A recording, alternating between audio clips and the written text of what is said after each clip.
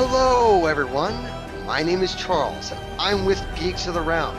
Welcome to the first Geeks of the Round Hangout discussion of the year 2014 during the fall season, where we will be discussing Season 2 of Sleepy Hollow. With me is my co-hosts, Todd Grundle. Hi! Where's that audience clapping? I have no idea. They promised clapping. Google promised applause. Yes. Here's your applause. Here, there you go. But and then of course my last, but certainly not least, co-host / panelist is Isaiah Mullins. So I get introduced last. I see how it is. Yeah, Because pretty you're the much. sexy. Because I'm black. That's how it is. Mm-hmm. Yeah, we'll go with that. Yeah. You are pretty proud of that camera, I must say. Yes. Okay, so let's get on with the show. Yes. Yes. Okay, so let's see. Before we actually get into the meat of the episode, what were your thoughts of the premiere? Well, I will say, since you said meat and since nobody spoke quick enough, Matt Moore in our pre-hangout joined us with some very delicious-looking meat, and I just wanted to let the world know. Apparently, Matt really knows his meat. Well, okay. I guess I'll go first. I think that just my initial thoughts of the season 2 premiere. For like the first 15 minutes, it was confusing. I wasn't really sure what was going on. I suspected what was going on, but I had no concrete proof, and it was worrying me. But then after that first 15 minutes, everything just came flushing back, going like, "Oh, this is the Sleepy Hollow I remember." Oh yeah, and I loved it. I thought it was great. Isaiah, what were your thoughts? Well, besides, I hated it. No, I loved it. I loved, you say you didn't like the 15 minutes. I loved the 15 minutes within it. Yes. No, you ahead. I was just going to say that it's the first 15 minutes. Yeah, I know. I know what you mean. I'm just saying, like, I liked it more than you. Because, yes, it was a little confusing, but I was like, ooh, they're going to make a little flashback how they did this and did that, how they got out of purgatory and all that good stuff. Until you figure like, oh, shit, that never happened? Whoa. Well, that's why I didn't like it that much, is that in previous shows where between seasons they would do a time jump. Well, in those previous shows that I watched which did that time jump, they never explained what happened in between seasons, and I was afraid that Sleepy Hollow was going to do something like that. I'm glad that they didn't. I'm glad that, well, come on, it's Fox, but yeah, I'm glad that they didn't do it that way. I'm very pleased with how it turned out. First diversion of the year. I must know why, because I know Deano doesn't. Our executive producer, Deano Jackson, does not trust Fox. That's why we're not doing a Gotham show. Besides on the Conclave, check that out. I think one Sunday, every other Sunday. Who knows? Yeah. Why do you guys not trust Fox so much? I understand they kill shows early, often, but then again, you have shows like Bones, which have lasted forever, and I do think they deliver a lot of quality. The reason why Bones is still running is because of one thing. It's a procedural cop drama. That's all it is. It doesn't got nothing else to show either. Yeah. They really don't. I mean, they tried to do something with. I mean, I'm not even going to take the whole Firefly route. I mean, everybody who hates Fox will say they canceled Firefly. That's why I hate Fox. I hate mean, Fox, to be honest. Oh, okay. Now I understand why Deano hates Fox. I get it now. Yeah, but it's just that is one of the reasons why I don't like Fox, but it's actually among other reasons, such as what they did with Almost Human. Instead of airing the episodes and then after it was over, they decided to kill it. No, they aired the episodes out of order. And that's the exact same thing that they did with Firefly. It's like, what, did you not learn from the first time? I mean, that's just why I don't trust Fox. I just don't trust them. The reason I don't trust Fox is it was a Terminator Salvation. I mean, the Terminator series, really. I loved it. I really, because it was Sarah Connor, the Terminator Chronicles, I think is what it was. I loved it because it expanded more universe of the Terminator universe. It was great. And it was. It ended on a cliffhanger. Like, dude, really? Really? Yeah. You had on a cliffhanger? I was surprised. I was surprised when that show got canceled. Almost Human. I know why. I mean, yes, they ordered out of order, but let's be honest. After Sleepy Hollow was on break, Almost Human was not going to get its back its ratings. And if it was shared in All in Order, I don't think it would be like all have high ratings in my book. But it cost a lot of money to make. Yeah, it was expensive, but I mean that the fact of the show being expensive does not justify them releasing the episodes out of order. Releasing the episodes out of order is shady business. Well, they want to do something new. They say this in the press conference. We won't break away from the pilots. We won't do something new. Okay. We've actually strayed away from Sleepy Hollow and gone into Almost Human. I'm back to Sleepy Hollow because now I feel stupid. Because I am the one who took us aside to Fox. Why are we talking about Fox? Isn't Sleepy Hollow an NBC show? No. Yes, no, it isn't. It's because they say, oh, that's right, the thing I was watching was on some channel Global, because they said Blacklist, watch Blacklist next, the new episode. Are you sure it's a Fox show? Are we positive? Yeah, Sleepy Hollow is a Fox show. Yes. Okay, so whatever Global network I was watching it on must have some rights to Blacklist. Okay, carry on. Okay, well, let's get into the first few minutes of the show, where we have the whole recap of what happened last season, which, by the way, was awesome. How, if those of you who are watching right now have maybe watched the first season but don't really remember, well, here's the most important parts. Well, Katrina Crane, who is Ichabod Crane's wife, was stuck in purgatory. Well, and then, of course, they also fought this tree monster, which was weird. Then they also fought this golem in a carnival, which was interesting. And then there was the biggest reveal of all, which was Henry Parrish, who is also known as the Sin Eater, turns out to be Ichabod and Katrina Crane's son.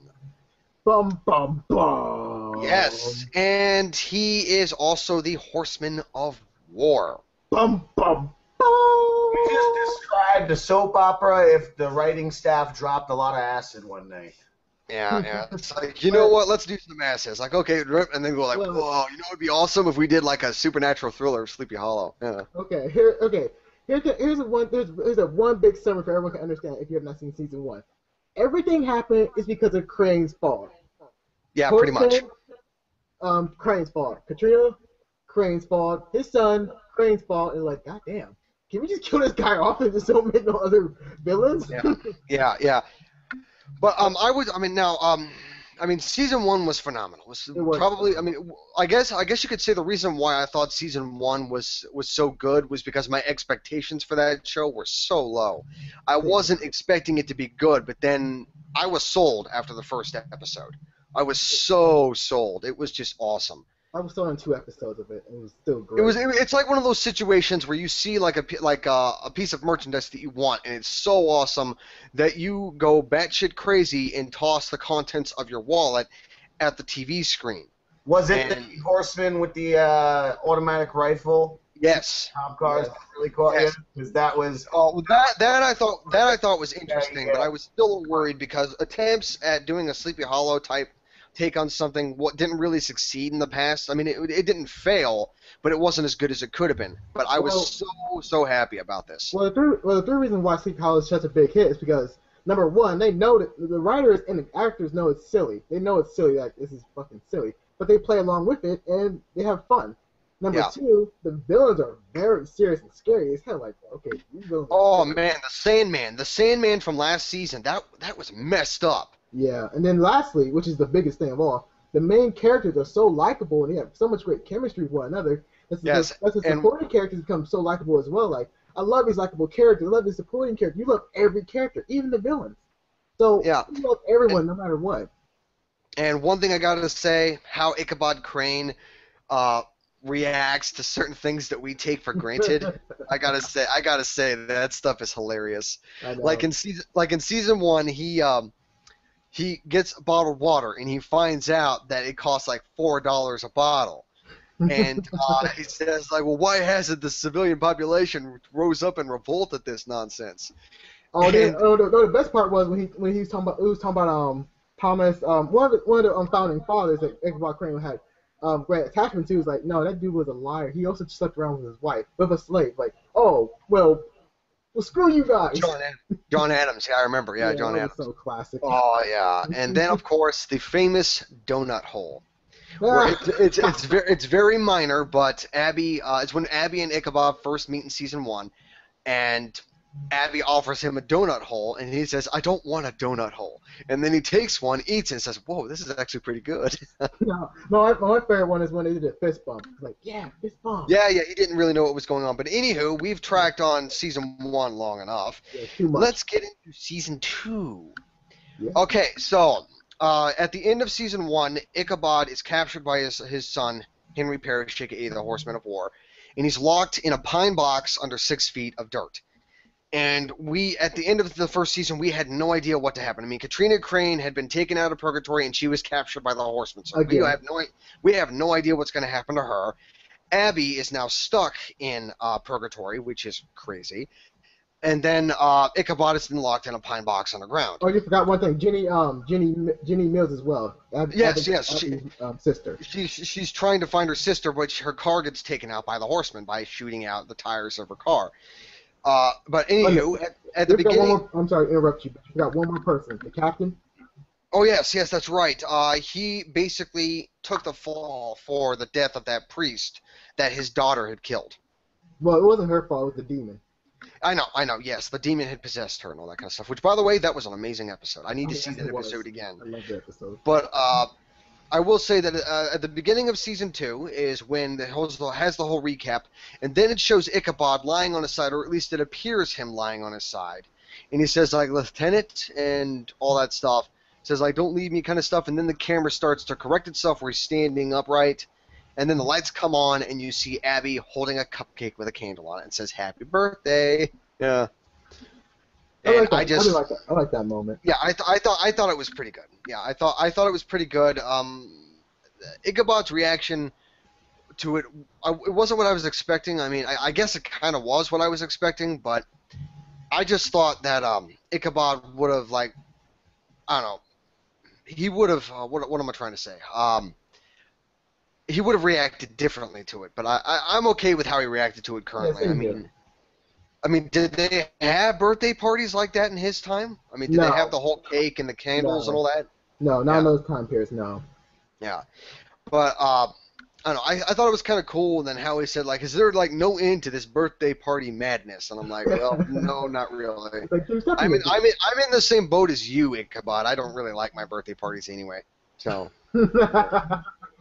But I don't know, I just thought it was interesting. But this is when it starts to get confusing for me, because they start talking like saying it's been a year since it happened. I'm like, wait, what? I mean, what happened at the end of season 1? I mean, and I was like, oh crap, are they gonna pull this shit again? I mean, like other shows have done in the past. And I mean, there was a few tidbits that I thought were cool. Like they received a call saying that somebody needed to meet up with them at this college, and museum. A museum, okay, and that was cool. And then, of course, they pulled up to the place, got all the resources out of the thing, and then we see Ichabod holding up a crossbow.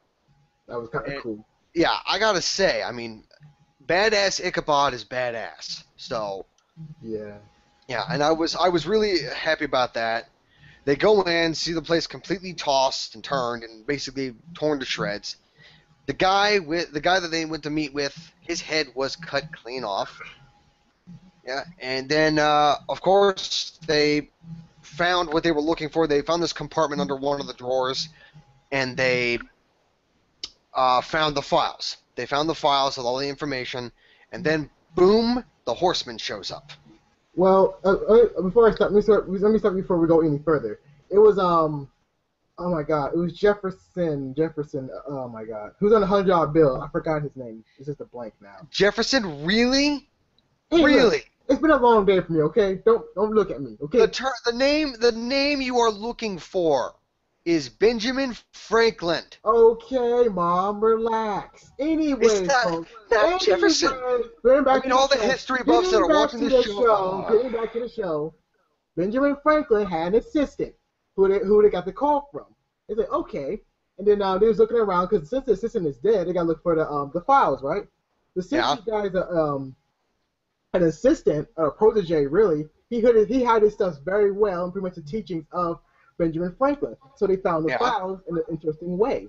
And then here comes the Horsemen, and then our heroes just pretty much kick his ass. Like, oh shit, they kick his ass. Oh. Yeah, I gotta say, I mean, because in the first season, they didn't really have that much luck whenever they went up against the Horsemen. Yeah, they got their ass kicked. Yeah, pretty much. And then in this, what appears to be a dream sequence, which at this point I'm not entirely sure, but yeah, I was like, okay, this doesn't really seem like. I mean, yeah, it has been supposedly a year since last season, so I guess they could have developed some skills since then. But I mean, I don't know. It was still confusing. That scene was still pretty good, but it was also still confusing. Ah man, it was good. It was. Yeah. I mean, again, I'm not trying to bring you down by any means, because I understand what you're saying. But again, it was like a little great confusion for me, because the writers who were part of Fringe, right? And if you're part of the Fringe team, you're going to pull out some more crazy and more really hard to understand storylines and plot points. So I really like how they use this kind of plot point to confuse even us. Like, is this a dream sequence? Maybe you actually find a big reveal. It's like, oh no, it's not. Like, oh, what the fuck? What the fuck? Yeah. Todd, you want to throw something in there? No, I was just checking out some technical issues, actually, so I was distracted. Yeah, well, this is starting to feel like a dynamic duo review video when you're not talking here. No, there's a technical issue. I guess the Hangouts have some new features, and they might be conflicting with some old ones. I'm not sure. Yeah. Bummer. But I'm not. I do have something to throw in there.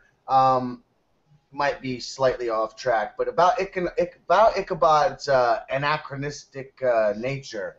How long? Because I didn't watch all of season 1. I'm not gonna lie to you, and I'm gonna go back.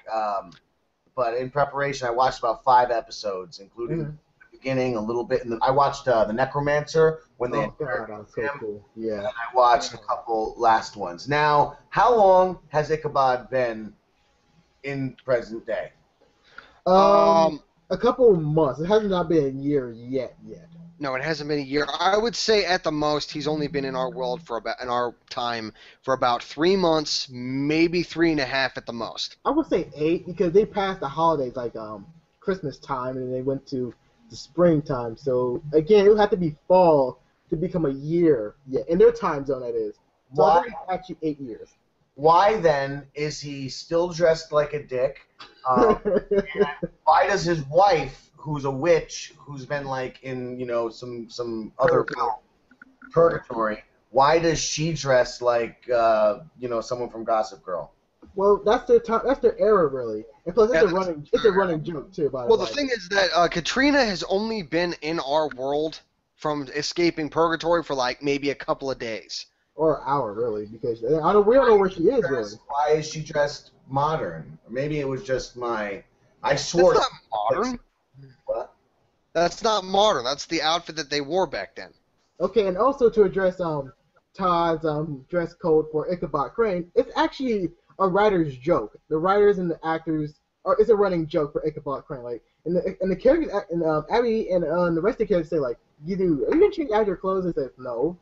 Because it was kind of funny to when he actually tried on normal clothes. Well, at the end of season 1, I think it was during the season finale episode. I think it was before that.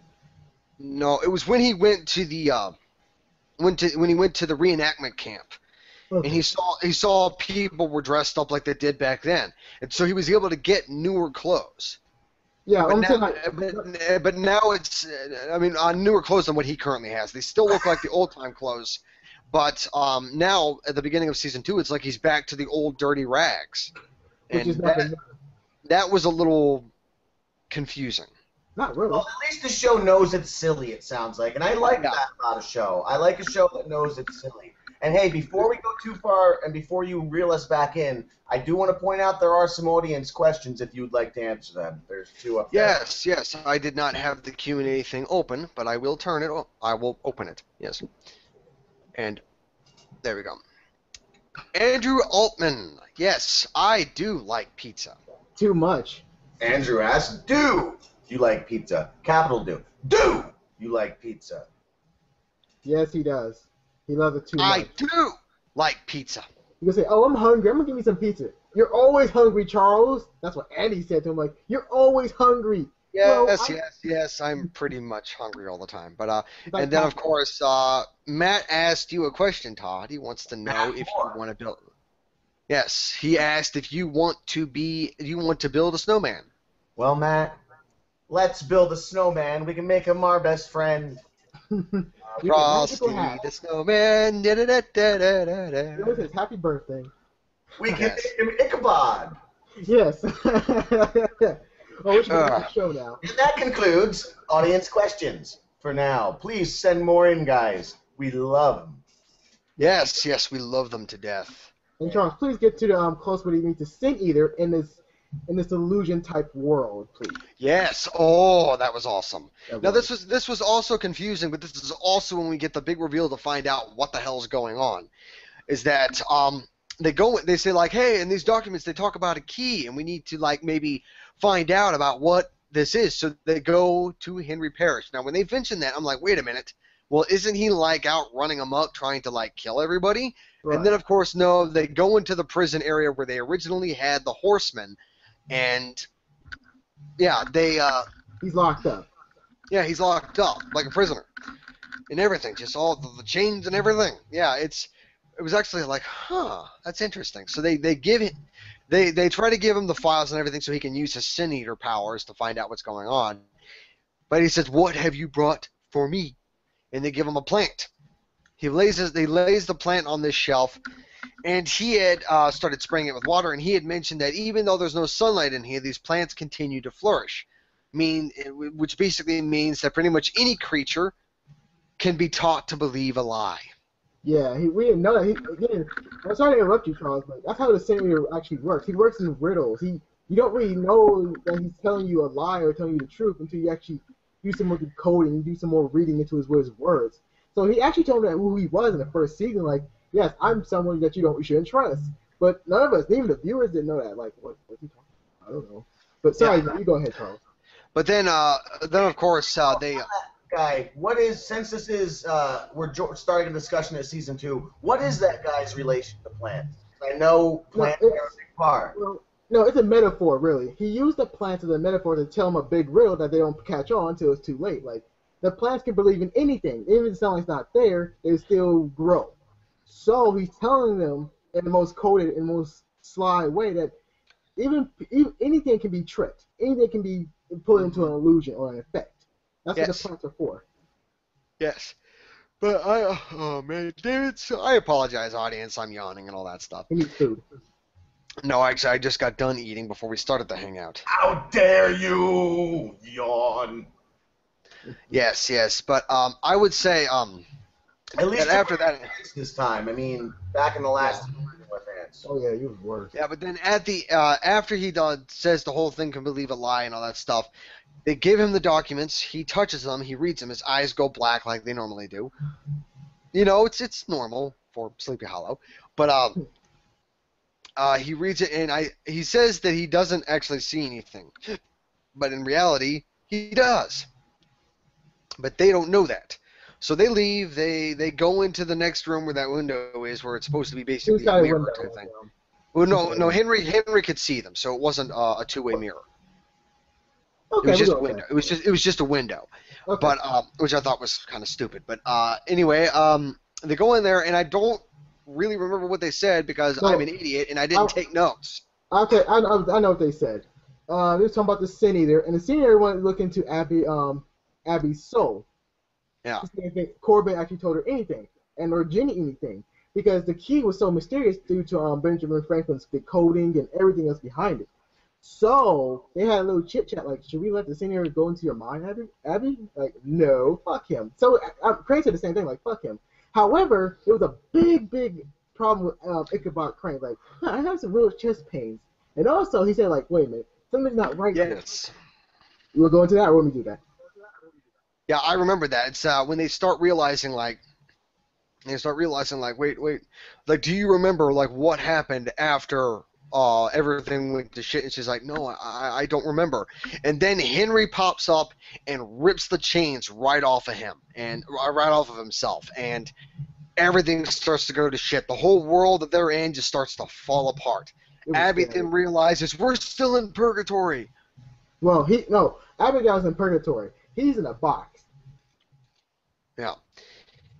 But I don't know, just everything starts to go to hell, and It yeah, was scary. I mean, because it was crazy. I asked myself when I was watching the show, like, wait a minute, how in the hell did they capture Ward? And they both did the same thing. Like, wait, how the hell did we capture him? And then they're like, oh shit, he's not captured. And this is the part of the episode where I actually was very pleased with how it turned out, because this basically was happening for like 15 minutes, the first 15 minutes of the episode, and I was worried. I was afraid that they had done a time jump. And then this happens and reveals, nope, it's a dream sequence.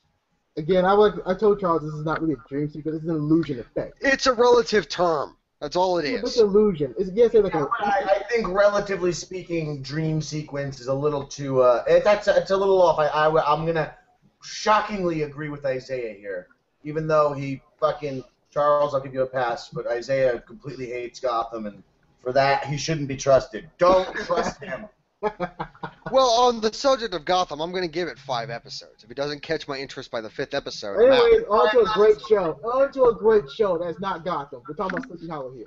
Shut up, Isaiah. Not you yet, Charles, but no, we're not talking about Gotham. We're just talking about nobody should trust you, Isaiah. Exactly, yes. Isaiah is not really a trustworthy person just because I'm not. Hashtag don't trust Isaiah. Yeah, I can definitely see that becoming a thing on Google+. Unfortunately, yes, I have a third hashtag now, folks. Isaiah hates everything. You never know, and don't trust Isaiah. Yes, but I don't know. Just back to the show.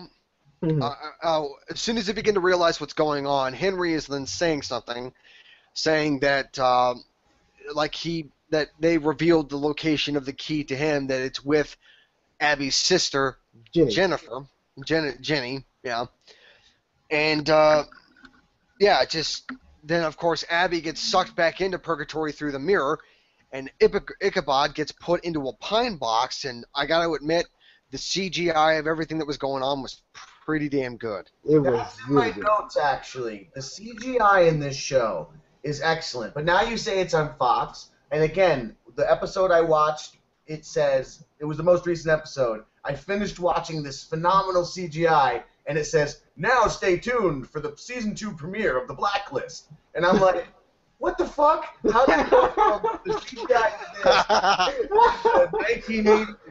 1980 work of Blacklist? Oh, Oh man, the Blacklist, where nobody knows how to make proper CGI. Oh, okay. God. After this show. Yes. You can. And speaking of the Blacklist, after we're done with the Sleepy Hollow discussion, you can stay tuned for this Blacklist season 2 discussion. Okay, stuff to watch because I got busy in life. Yeah. Okay. So after everything happens, then Ichabod remembers he's in a pine box under 6 feet of dirt. He remembers. Yeah. So he tries to get his cell phone out, sees no service, which surprisingly, I'm surprised that he's actually able to know how that damn thing works now. Abby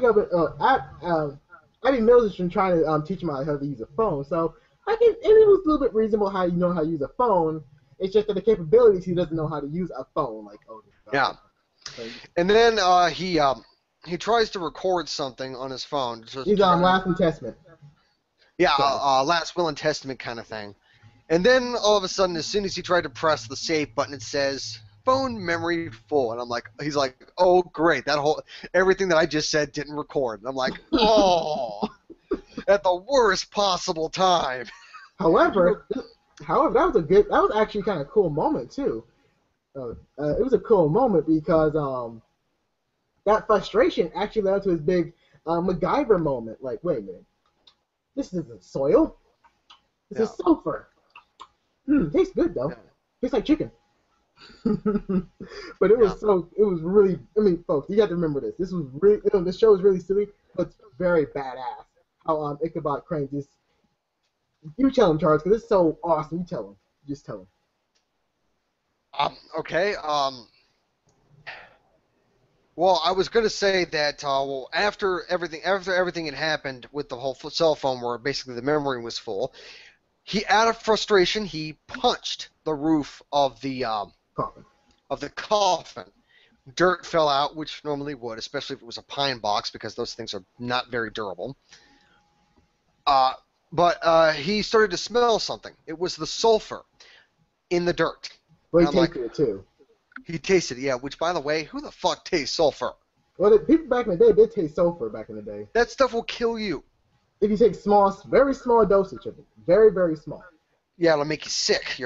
Anyway, and I think we need to start moving this along. But anyway, I will say this one last thing because it is pretty cool.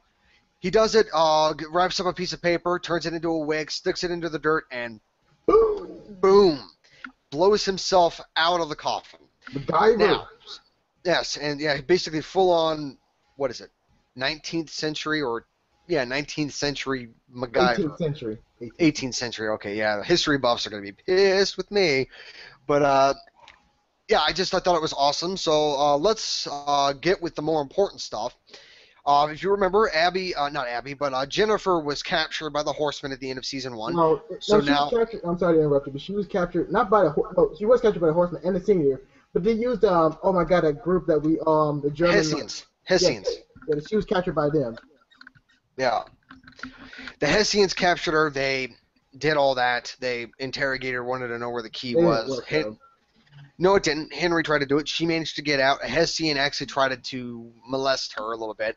Well, she wasn't having any of that. She kicked his ass with one hand still tied to the chair. Yep. She got herself out. All that stuff. Awesome. Oh, it was pretty awesome. She was probably the most badass out of all of them because she was trained by paramilitary groups. No, actually she was trained by Corbin as well. Like she got more savvy due to Corbin, and then. It was just so badass. It really was. Like, oh, damn, that's pretty badass. High five. Yes. Todd, throw something in there, man. Come on. Man, fuck Todd. We can go on with more shows. A lot of my stuff, because I was saying to Matt beforehand in the Hangout, which there is something he wanted to mention, was about how Ichabod Crane is like the Forrest Gump of his time, where he is somehow associated with every important figure of his day. Or he's like Kevin Bacon, 6 degrees separated from everybody. Well, he's like Captain America in a more sensible way. He knows every general, every person because he was there, but that's also a running joke as well. Like, okay, Ichabod Crane, you know every last founding father? Yes. Dude, and he knows Naked Ben Franklin. Did we get to Naked Ben Franklin? Because I was a little bit caught up in... That was in the dream sequences. Well, that was an illusion as well. But it was it wasn't. The whole naked Benjamin Franklin was a flashback for Ichabod. Yeah, within the illusion. Thank you. But it was real because Ichabod remembered it. Yeah, it actually happened. He had to use that illusion, that bigger illusion, to picture the other illusion. No, the actual flashback was not an illusion. It wasn't. Anyways, we're moving off topic now. Let's just go back to Benjamin Franklin was naked. Yeah, he was naked. Benjamin Franklin was naked. Yes.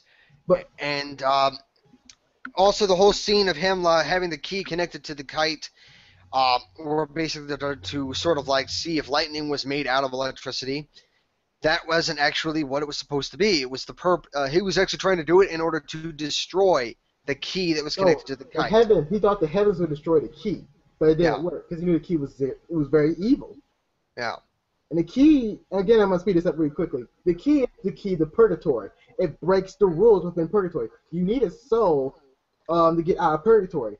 But if you use that key, it breaks all the rules. So does Moloch. He can just go the fuck out of that thing because he's trapped there. But if you use that key, he'll lose an undead army, and he'll pretty much rule the world easier. Yes. So our heroes must find the key before he does, and his group does. Yes. And then after that, after the whole dream sequence had over and everything, Ichabod and Jenny team up. That was awesome. Which, by the way, when Jenny was captured by the Hessians, Jenny was rescued, or should I say, rescued by Ichabod driving an ambulance through a door. And then they said, "Come on, back out of there." It's like, nope, he doesn't know how to reverse. Oh, dear God. Yeah, that was pretty funny. But moving along from that, which I thought was hilarious. We should go back to again, not to interrupt you again. We should go back to Purgatory where we meet Abigail. She's trying to hide. I was going to get to that, but like I said, we don't have much time left in the discussion. We kind of stretched the whole first 20 minutes of the episode. Fine. So we're gonna have to rush through this pretty quickly. Okay, really quickly. Andy was awesome. Moving on. Yes, just in Purgatory, Sheriff Andy came back and all that, and he helped her communicate with the outside world, blah blah blah, and all that. It was cool. But yeah, and then of course, after that, what was it? I'm trying to remember here. Okay, yes. I'll do it. Let me do this whole speed up for you. Let me do it. Yeah. Okay, so really fast, folks. We got Katrina meeting up the Horsemen, and the I was going to get to that. Hey, look, let me talk now. I'm trying to help you out here. Be quiet. Anyways, the Horseman was trying to sway his way into Katrina's pants, but it failed. It was very cool how she stabbed him, but he said, you know what, stay the fuck there. Yeah, I was trying to be nice to you. I'm going. And then, oh, God, there was so much other cool shit going on. Like, yes, Todd, yes, you have something to say. I don't know that I love that whole bit. Like, yes. How's up? I thought that the whole purpose of that scene was just to explain what happened to Katrina.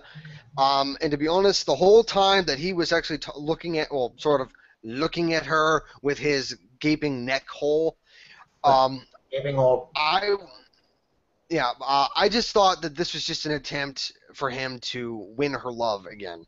Of course. And I don't really know if I would like that. But, although one thing that I do like about it is that he gave her that pendant around her neck that was able to cover his gaping neck hole with basically an illusion of his old head, and I really like that. Well, it was very cool. It's not just to gain her affection; it actually change her into something that he says she's supposed to be, quote quote. So again, that's a speculation out there. You said that last season. You said that last season. You know I'm still right. You know I'm still right. That she was going to become the Horseman of Conquest. One of the Horsemen, yes. Because one of the Horsemen was a female writer. Okay? So don't look at me. Look it up, folks. No, there is nothing. There is nothing that leads to that. Yes, there was. I looked in the Wikipedia, man. I looked on their own site. It's like, that's a female writer right there. See, everyone, this is exactly why you can't trust Isaiah Mullins. You know I'm right, motherfucker. You know I'm right. Yes, but one of the new Google things here to put the hashtag integrated with our Hangout, but it didn't work. Oh. Yeah, it failed. And Todd is a sad panda. Yeah. But again, Ichabod Crane saved Abigail from Purgatory, which was very awesome. I mean, yes, really that was very cool. It was like and the clone too was very cool. Like, wow, she actually knew that wasn't Ichabod Crane. He didn't say Lieutenant. Yeah, oh yes, that was cool. And he's like, how did you know that wasn't really me? And Abby's like, because he said lieutenant and you say lieutenant. Right. Well, she shot the head off the clone, so it was cool. Yes. Okay. After that, they run the hell out of it. They run. They got the hell out of there. Yes, I remember. And then of course Henry is going into the lair, or his lair. And Moloch is talking through the mirror, speaking in Greek, I can only assume. It's dead language. It's dead language. No. Last season they had mentioned that was Pig Latin. I thought it was Pig Latin. Pig Latin? What? That's a real word. Look it up. Pig Latin's not even a real thing. It's like Ixnay on the Ignatinlay. Yes. Anyway, it's real, folks. Look it up. He wasn't speaking Pig Latin. He was speaking Greek because they had mentioned last season that he spoke Greek. You know I'm right, folks. But Henry Parrish is really concerned that he felt like he failed Moloch, but Moloch didn't seem to be too broken up about it. And Moloch then released some new armor, which would be given to Henry. This armor also wields a flaming sword, which is very cool. Yeah. And Moloch then explains to Henry that we are going to be devising a new plan and that we need to be ready, and all that kind of stuff. And I'm like, wow, this season premiere was actually pretty good. And yes, I am aware that I skipped some bits, and that was because we are short on time. Thanks a lot. Yes, it's my fault. All that stuff is pretty good with the armor, the fiery sword. I loved it. It was scary too. Very, very yes, scary. And apparently that armor is going to be controlled by Henry's soul. Yes, but okay. I'm definitely looking forward to the next episode of season 2 of Sleepy Hollow, which is going to be exciting. I don't really remember what happened in the preview. I think I might have fast forwarded through that bit, I but didn't you see know the what? preview. That's always a good thing because Yeah, then you're surprised when you see it. All right, so what'd you guys think? What'd you I guys think of loved the? it. I Yeah, loved you it. loved it. What'd you think, Todd? Let's watch. Okay. As essentially a first-time viewer, as I told you guys, I only watched a few episodes of last season. I enjoyed it. It's popcorn. For some reason, might sound stupid, but I was reminded a lot of the old Friday the 13th TV series. Well, that was like in the first season, because they were throwing out a lot of interesting bad guys. Like again, like the Freddy Krueger type character, Sandman. It was very creepy because he used your dreams to kill you, just like Freddy Krueger was. It was like a homage. Really. Yeah, like because in the Friday the 13th series, it was about these people who would go around and collect these cursed artifacts. And no, this wasn't about that, but it kind of was because you got Washington's Bible, all these different little artifacts, but you'd actually get the monsters behind them and stuff. And I liked it. It's very campy. It's very cheesy Right. in a good way. But it does. I do have a question. Because I don't have any wild speculation, so you can skip me on that part. I'm just not educated enough to speculate on this show. But I wonder, because they use for their mythology a lot of popular conspiracy theories. The most popular ones, like Moloch, the Freemasons, the Hellfire Club, all that stuff. And I wonder, since the show is so silly, if they are making fun of the conspiracy theorists, or if this is an Easter egg for conspiracy theorists. Just making fun of it, really. That's what I kind of think. I talked to Matt about it, Matt Moore, before our show started. I asked him the same question. He says thinks it's an Easter egg. I'm undecided. I'll revisit that after I watch season 1 in full, which I will. And you know what? I think a little scary, maybe, if your children are pussies. But I think you can watch this with your family. Like, I think you can sit down with the kids and watch this. I could think that too, because again, if the characters are so likable, and so the supporting characters are likable too, it just comes up so genuine. And Except likable, maybe, because you just made me say that, and I've been a little quiet. Ichabod. I'm not sure I love Ichabod. But you know what? It's kind of interesting what they did, because Ichabod was always a rather eccentric character, and he was in an eccentric character in a straight kind of world, and now in this he's the straight man, and everything else is wacky. So I think that's kind of interesting. Mm-hmm. Yeah. But I don't know. I mean, overall, I think the premiere episode of season 2 was pretty good, even though for the first 15 minutes it was confusing as hell. But as soon as that whole confusion went away, everything just went right back to the way it was in season 1 and how awesome it was. And I was super happy with that. Yeah, even I felt that. As a casual viewer, I felt when they went back and he started, those effects were awesome with all the vines and stuff pulling back into the coffin or whatnot and back into his reality. Even I felt that. I was like, all right, now we're getting back. Because I didn't even notice it was off in the first 15 minutes until about minute 13 when I said, wait a minute, what happened to him being in the ground? And then like another minute later, he was back in the ground and it all made sense. Yep. But I don't know. I mean, I thought it was great. I can't wait till season 2. I mean, episode 2. I mean, yeah, because I think I just fucked that up. Okay, but I don't know. I'm very looking forward to the rest of the season. I just hope that Fox doesn't fuck it up. I don't think so, because it's like a catch-22. I'm not going to make any assumptions on it being good or bad. I'm just going to wait and see, because with Fox, god damn it, I can't believe I'm going to say this. You never know. Look, I think we're gonna do good with Fox. I think Fox has learned a lot of lessons. They've grown. They've been handling franchises. They've been handling franchises for a long time. Simpsons, mostly animated. Family Guy and American Dad. Isn't Family Guy past 10 years now, right? Well, you can say Simpsons, because that's past. Oh God. 5,000 episodes now? Mentioned Not both. 5,000. Not 5,000. I think it's a little more than 500. God. Definitely not 5,000. That'd be some Guinness Book shit.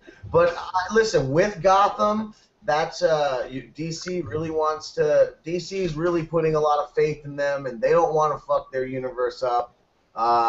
And I just think that Fox has grown up, and I think they've seen the internet. They know everybody hates them for Firefly And everything else. and everything else, Arrested Development, and Well, Arrested Development was going to fail anyways. It failed on Netflix. it did not fail on Netflix. It's coming back again. Let's not stop it. You Don't trust Isaiah. know you're going to Yes. trust it He anyway. lies to you, children. No, just so I guess that pretty much covers everything. Because, like you said, Todd, you don't have much to speculate on. And to be honest, I don't really have much to speculate on either. What? Really, Not Charles? really. Really? I mean, I know, and I'm the freaking host. I know, and I don't have anything to speculate. Wow. Am I the only person that has one? Speculation. Hell is gonna rain. There's gonna be war. The dude's gonna put on his armor. You know, No. That I do know is that he's not going to put on the armor. He's going to control the armor with his soul. Yeah, just like his doll he did. Oh my God, that stupid word. I'm losing that track of that word. The golem. Golem. Thank you. The golem. Yes, the golem. Yes, but I have a good speculation. But hey, if we're gonna end it off like that, okay. I'm the only black guy with a speculation. One thing that I will say, another thing I will say about Sleepy Hollow is that their pacing is awesome. Oh yeah. Oh God. Yeah. Their pacing is phenomenal, which is surprising for a show like this. Right. So yeah, I am really excited to see the pacing stay the same in season 2. So, if there's no other final notes, Isaiah, I assume you don't have any speculation. Yes, I do. Then say it. Why don't you just tell me beforehand? Jeez, Mom. Anyways, folks, my speculation is Katrina is gonna be one of the writers. Boom. I'm out. This is a speculation that you had last season. And I'm still right, motherfucker. I'm dropping the mic. You know I'm right. I'm dropping the mic. Okay, well, on that note, audience, we are going to be bringing this hangout, the first hangout of the Geeks All Around fall season of new shows for 2014. We are ending it. So, yes, we will see you next week for Season 2 of Sleepy Hollow, Episode 2, which I don't know what's going to be called yet. So, thanks for watching. I have been Charles Whedon. This is my co-host, Todd Grundle, and the semi-host, more likely panelist, Isaiah Mullins. Screw you. Yeah. Thank you, and have a good night.